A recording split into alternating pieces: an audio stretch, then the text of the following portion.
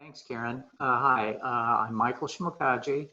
I'm a patent attorney here in Orange County.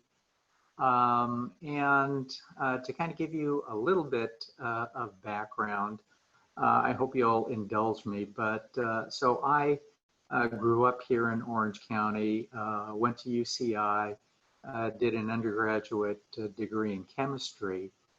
While I was at UCI, I was working with a professor in a lab doing some research. And, what I kind of found out for myself is that while I liked the science part of it, I really didn't enjoy too much the lab part of it, which, I felt was just too tedious for me and probably went at too slow of a pace for me, meaning that, maybe there was too much trial and error going on, and I was kind of maybe too anxious to kind of get to the end result. And so, working in a lab at UCI, as I said, kind of confirmed to me that being a scientist in a lab just wasn't going to be the right fit for me. And I ended up going to law school, not necessarily with the idea of becoming a patent attorney, but that's just sort of something that evolved for me. Actually, when I first graduated from law school, I was doing non-intellectual property, non-patent work, but I was kind of doing business and corporate related work for technology companies. And I think in doing that type of work for clients, it kind of piqued my interest in figuring out, how I can sort of merge this interest in science with law. And so after a few years doing this corporate and business work, I ended up joining a patent firm. And since, I guess, mid-2000, have been in my own firm as a sole partner with some other folks. So I think what it has given me, that is this work as a patent attorney, is still the kind of ongoing ability to see science, be involved in science, see new things, but without having to get my hands dirty, if you will. I get to work with some really smart people, not only just the scientists, but also, the non-scientists who work in this innovation / entrepreneur ecosystem, folks like Karen, folks like Nadine, who really kind of have a really important role in the whole ecosystem.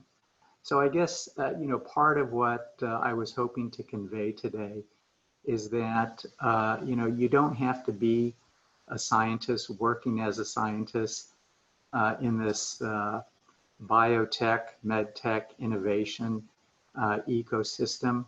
You can use that kind of knowledge to do other things and stay, equally involved and have an equally important role. It can be, as a patent attorney. It can be, as a venture capitalist, someone who is providing money and funding to startups in this ecosystem to help them move forward.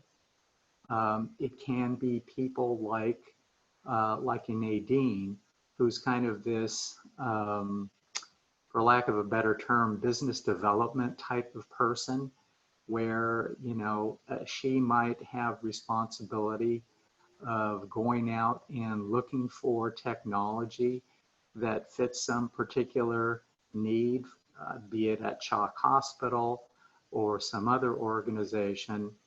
And so she, like other people in her role, have a very important place in this innovation ecosystem.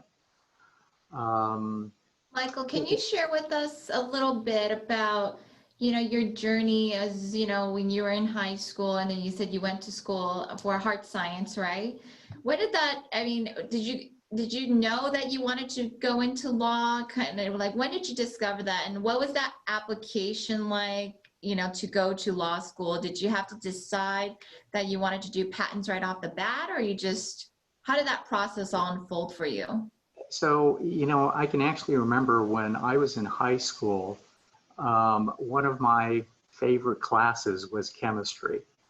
So I just decided, because that was a favorite class, I would just major in chemistry. And when I got into college, what I kind of figured out for myself was that I just sort of liked the theoretical part of chemistry. In other words, just thinking about things on paper and solving problems on paper, as opposed to, figuring it out in a lab environment. But as I was graduating from UC Irvine, I really didn't have a good idea of what I wanted to do.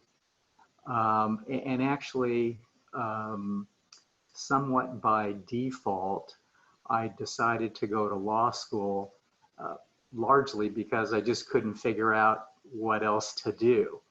And, I didn't think it would hurt. So that's what I actually ended up doing.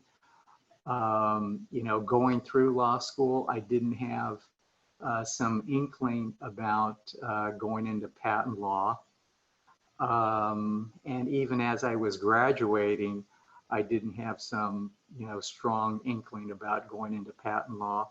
I did at that time look into going into patent law, but at that time, for folks with a chemistry degree, most of the job opportunities were in the Midwest or East Coast. And I just wasn't, inclined to make a move out there just to get a job. And so I kind of just fell into doing this corporate business securities work for technology startups and mature companies. Gotcha. Now, do you know what that process is like if, if I'm a high school student today and, we have folks, some students here that are on the legal career pathway, right?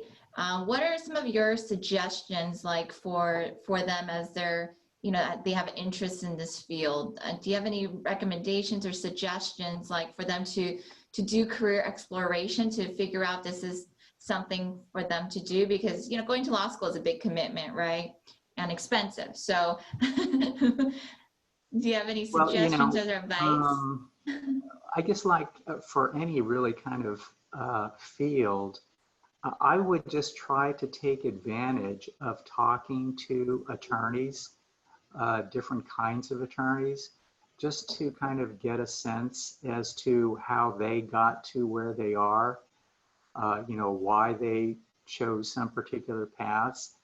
And I wouldn't be too concerned about, trying to do like an internship working in a law firm or working in a corporate legal department.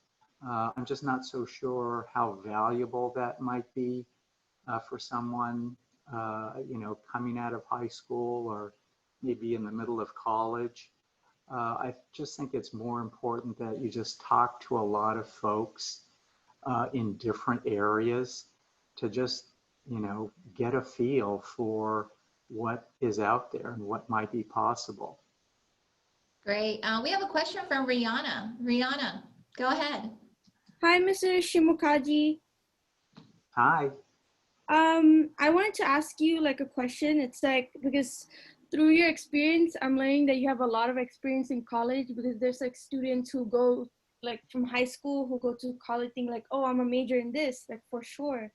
And through your story, I feel like you were like changing from this to that, and then you weren't even sure what to do.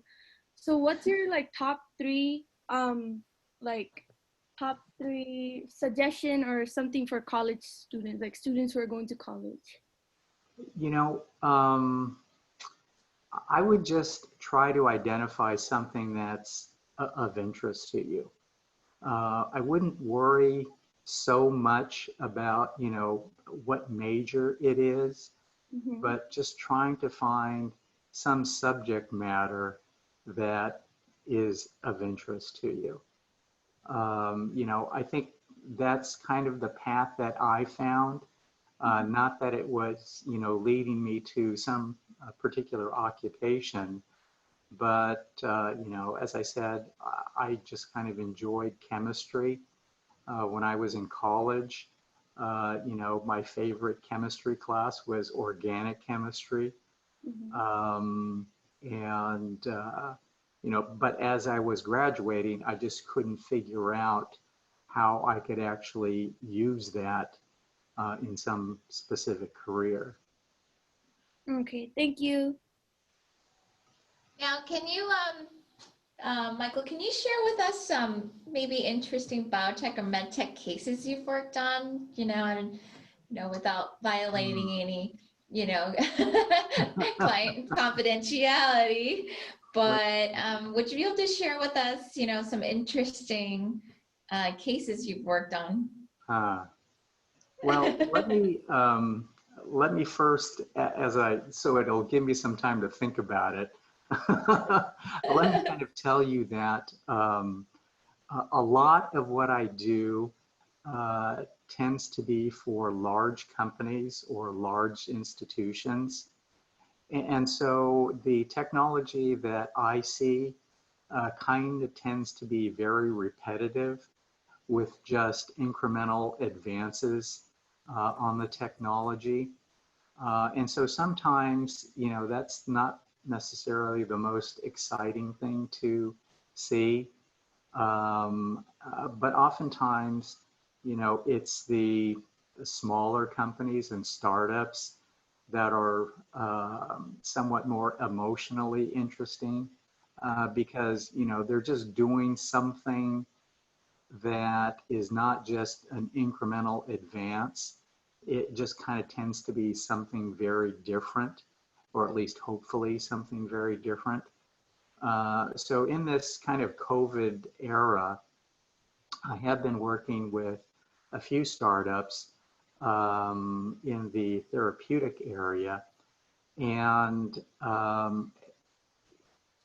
you know, I guess what's kind of just interesting and exciting to me about that is that, you know, they're working on a real problem that's a big problem.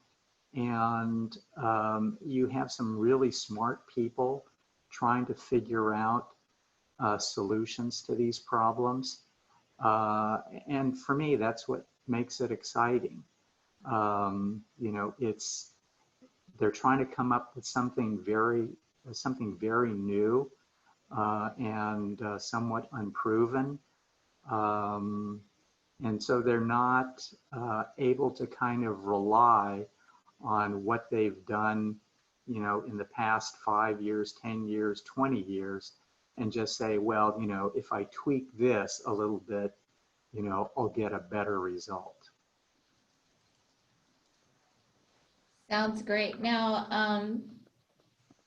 I know you work with a lot of startups, and I know some of our startups here have actually engaged with you as well and had conversations with you.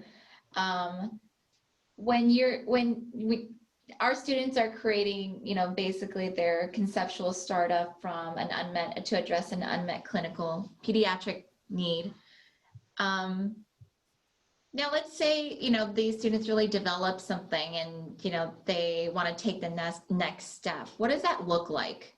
Because I know you've even worked with college groups, right, through BioEngine or BioDesign program. What does that look like, that next step for students? Well, you know, again, part of the thing that makes it so exciting to work with students and startups is that, you know, I'm kind of in this position to sort of help them develop or further look into the kind of product that they're trying to develop. And that sort of involves, trying to figure out how they might be able to change or improve their design on the product to make it more patentable or increase the likelihood of them being able to get a patent. It's also, a mechanism for me to give folks input on how they can, better differentiate their product from other folks, which not only helps in terms of being able to get a patent, but just being able to sell your product, right? Because if all you're going to be doing is a me too, and maybe I'm just a little bit better or just a little bit cheaper, I'm not so sure that that's the kind of road you necessarily want to be taking. Great. Now, can you share with us a little bit about, I know you specialize in IP and patent law. Now, there's so many different types of law that you can practice: mergers and acquisitions, corporate formation. Can you just briefly, in the realm of biotech and medtech, what types of different, law can you practice besides just IP and patent law? So I would kind of guess that maybe it sort of does fall into two large boxes, one being IP or intellectual property, and the other being sort of this corporate business type of attorney who might be involved in helping a startup actually form the company, might be involved in actually, bringing on people to board of director positions, officer positions, or even development positions, research and development positions. That type of corporate business attorney might be involved in helping the startup locate funding sources, being able to then, structure a funding deal or transaction that allows money to come into the startup. So I think, I don't know, it kind of seems like it falls into those two large boxes, IP and corporate. Gotcha. Now, when at the crossroad do you actually decide that as an attorney? Like, can one person do both? They can. I guess because of my background, having done corporate work, having done, business transactional work,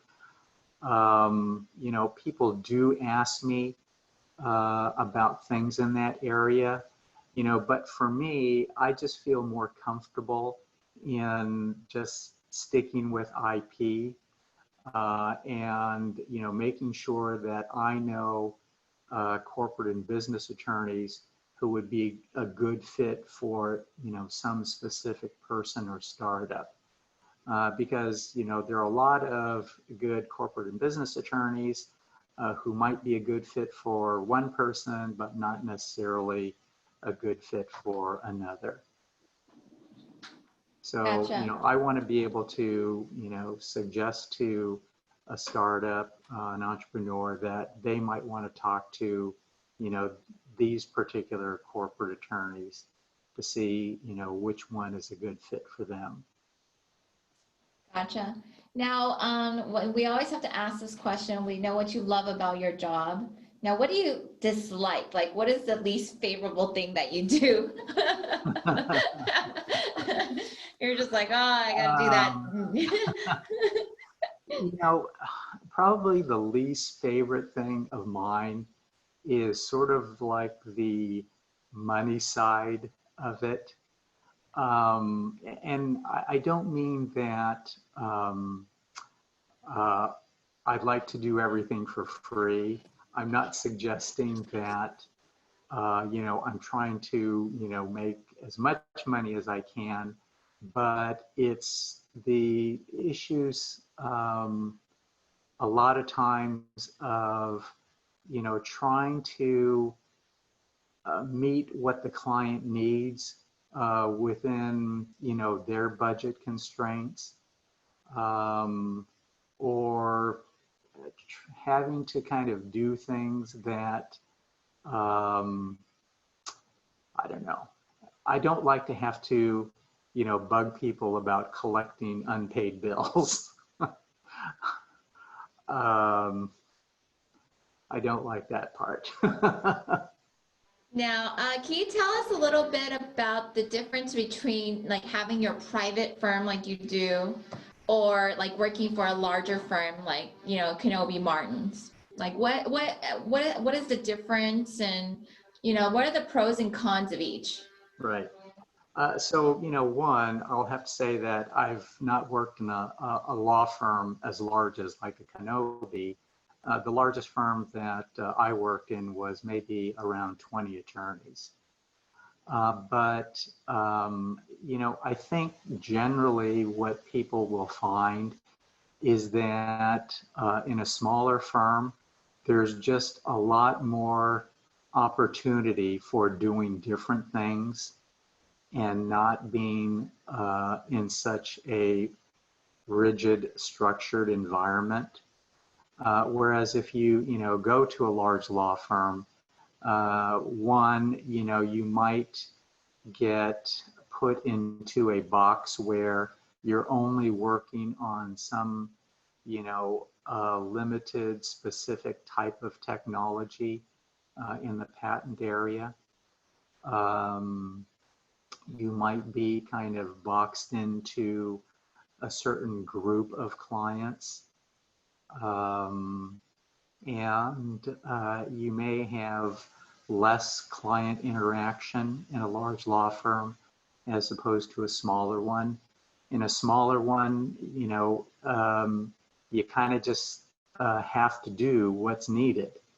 And so oftentimes there's a lot less structure, but a lot more opportunity. Fantastic. Now, can you share with us how many years you actually spent in school? Well, I'm still going to school. No, actually, so I'm actually enrolled in a master's program for data science. Oh, you are just, you're a sadist. um, okay, so if you're going to do something like biotech, pharmaceutical type of work, right now, whether it's a law firm or an in-house legal department, they like to see folks with a PhD. If it's kind of non-bio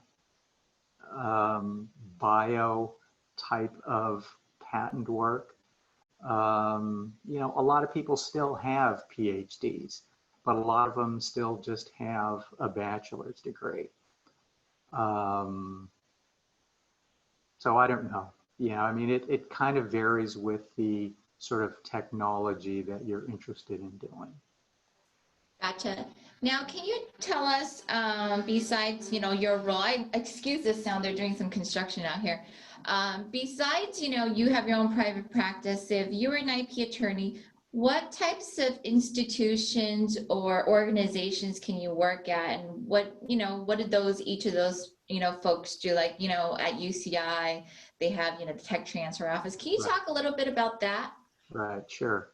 So I do work with various campuses in the UC system and have done so over the years. And generally my role has been, to kind of take orders or instruction from the tech transfer department about, this is what they want to do, or this is what they don't want to do, based upon input that I might be giving them. In the tech transfer offices from universities, oftentimes the folks there tend to have higher educational degrees, meaning that, a lot of them are PhDs. A lot of them have, worked in a scientific role in industry. But what they are doing at the university level is that they're trying to commercialize technology, meaning that what they're trying to do is take technology that's been developed within the school and see if they can license it to corporate parties who are willing to pay the university money in exchange for that use of the intellectual property. I work with a number of, or have worked with a number of larger private companies. Oftentimes they are large enough where they have their own patent legal department, where there are patent attorneys within the patent law department, and they are kind of acting sort of as the traffic cop, meaning that they're sort of acting as an intermediary between their researchers and scientists and the outside patent attorneys. So again, I'm kind of like giving them input, and based upon that input, they're making decisions on what they want to do patent-wise. Now, great. Now, is there, with your career, are there any geographical hubs, like, in certain cities, you see a lot of, IP attorneys, and in certain places you don't. So if you were a patent attorney, what geographic cities would be, would you most likely find jobs? Any of the big cities, Los Angeles, San Francisco, Seattle, Portland, going over to the East Coast, New York, Boston. But at least in terms of being a patent attorney, like I can tell you, for me personally, if I looked at the clients that I have worked with over the years, most of them, maybe in terms of like revenue, not numbers, but revenue, most of them have been outside of Orange County. I'm not sure why, but that's just kind of how things developed for me. Maybe it was kind of more of a business decision because, for me, working with a large company means a steadier flow of work and less concern about not being paid. So that's kind of the road I took. Now, we all enter careers because we're trying to make a living, right? So at the end of the day, we have to get financially compensated for what we do. Now, if you're, entering out as an IP attorney or patent attorney, what's a typical annual salary that, one can expect? Wow. Okay, I think if you were to go into a large law firm, you'd be coming in at over $100,000 a year. You go into a small law firm, I don't know, maybe you might be around $50,000 a year. That's just sort of like my feel. It's not really based upon any kind of,